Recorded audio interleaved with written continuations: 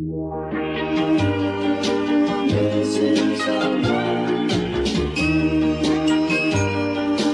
Missing someone. Missing someone. Love with all your heart. Missing someone.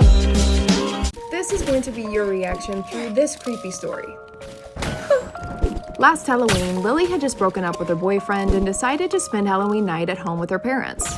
She still lives at home and just wasn't in the mood to go out and party. The three watched some scary movies and passed out candy to trick-or-treaters throughout the night. Around 10, Lily's parents were going to bed and told her they had placed the bowl of remaining candy on the front porch in case anyone else came by, and Lily was going to stay up and watch some more TV before heading to bed. Hours later, around midnight, came a knock at the door. "It's a little late for this, isn't it?" Lily said to herself as she stood up to look through the front window. On the porch was a man in a clown costume. The person looked to be an adult and was alone. Lily sat back down, figuring whoever he was would eventually leave. Another few moments passed, and then another knock. And then a voice emerged from behind the door.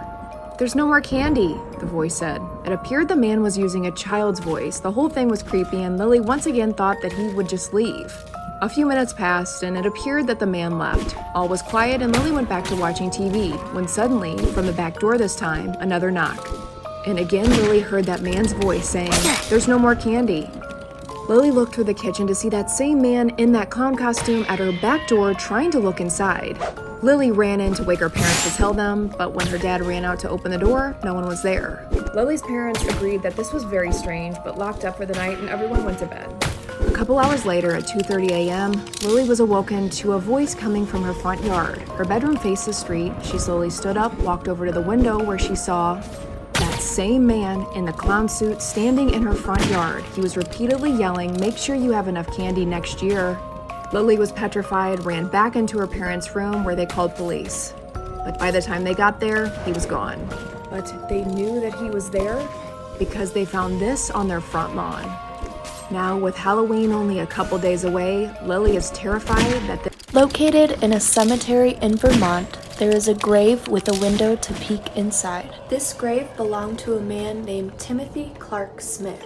Timothy had a fear of being buried alive. This may seem like an irrational fear, but it was actually more common than people realize. Timothy patented a design for his own gravesite. Not only did he include a window on his tombstone, he also built a contraption that included a bell. In the case that Timothy woke up underneath the ground, he could pull a string and ring the bell to signal for help. Timothy passed away on Halloween in 1893.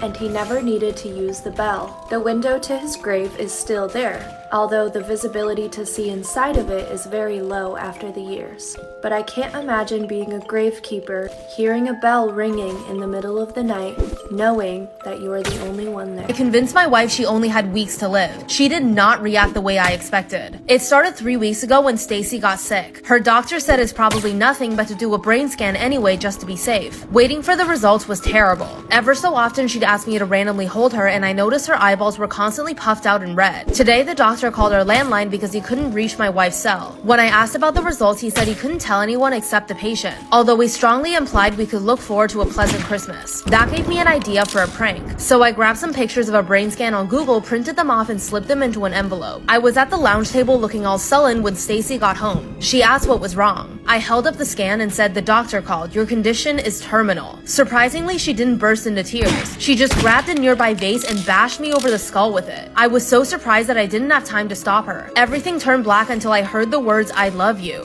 I blinked away the blurred vision only to find my hands bound. Stacy's right temple was pushed up against my left, and she had a in her hand, angled so it would blast clean through both our frontal lobes. She told me she couldn't bear to think about me carrying on without her and starting another family. "We have to go together," she kept saying. By now the mind mist had lifted enough that I could scream it was just a prank. She pulled away, shocked. I told her the doctor implied she'd be fine, so I decided to have a little fun. For several seconds she didn't utter a single word. Then she forced a smile and said, said, "You're such a jokester. Let's forget this happened. What about time for dinner?" With that, she wandered into the kitchen. While I sat there breathless, the phone rang again. It was the doctor, and this time he sounded grimmer. "I'm really sorry about this, but we mixed up the results. Can you have your wife call me as soon as possible? It's urgent." "Who was that, honey?" Stacy asked as she shuffled back into the room. I put down the phone and gulped. Nobody. Follow for more stories.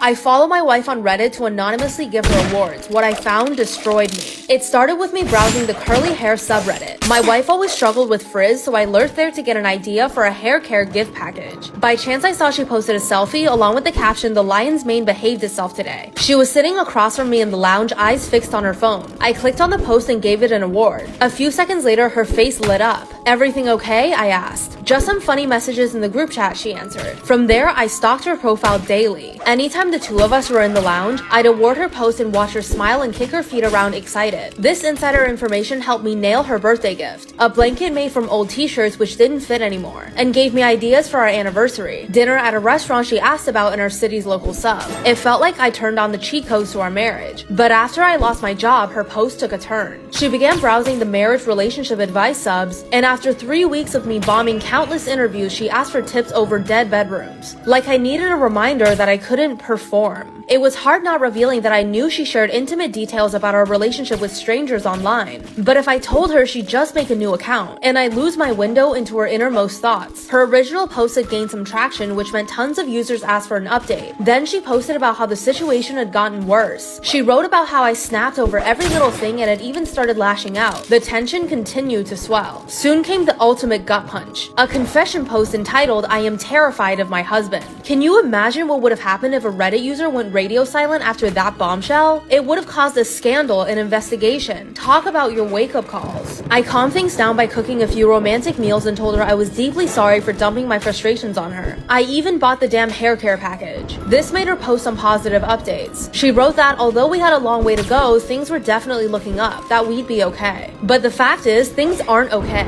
and they'll never be okay again now that I know what she really thinks of me. So I searched for subs she was actively participating in, like this one. And then I sat down to write my first ever post. She's sitting opposite me as I type this. There's a knife under my armchair and I already know how I'll dispose of the body. Now it's just a case of waiting for her to read my confession and realize what's about to happen. So if you're reading this, Maria, it's time to look up.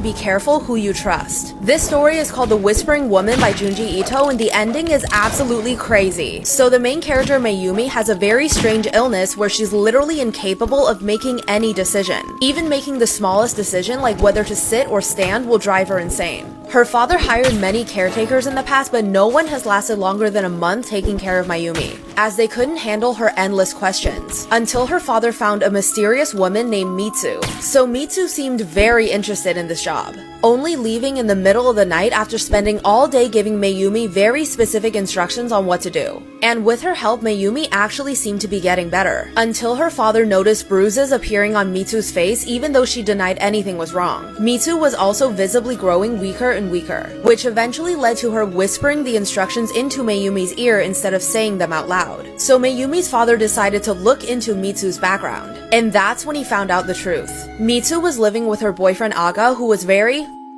and even though Mayumi's father felt bad for her, he never expected what would happen next. Because only 2 weeks later, Mitsu passed away, and the police believed her boyfriend Aga was responsible. Terrified that Mayumi's condition would get worse without Mitsu, her father went to visit her in her room only to find her seemingly completely fine. And here's where the story gets really crazy. When her father tells her Mitsu passed away, Mayumi asks, "Isn't she right here?" and points behind her. And ever since then, even though Mitsu was gone, to Mayumi she was still there, standing behind her, whispering instructions into her ear. Mayumi's father thought this was only her imagination until one day she went missing. When Mayumi finally came home, she was covered in...